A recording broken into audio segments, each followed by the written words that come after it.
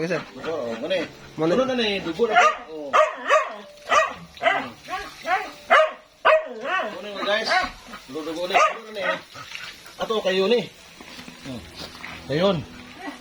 Muna oh. Dugo na to eh. Dugo na eh. Minu nga dinuguan. Ano to na eh. Oh. Very nutritious na itong duguan naman. Naibatong. Ito sa ko, lawaw. Wala. Okay na na siya.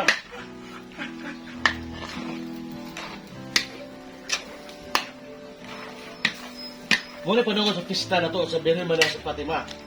Kaya pag sa ulog sa pista sa Birhen Maria sa Fatima, magsugo sa Mayo 13, hangtod na sa Oktubre. So ang atong baryo ron sa ulog mag barangay din. Araw ng barangay handig. So hapon at lawas, Sabado, Domingo, muna ang pista.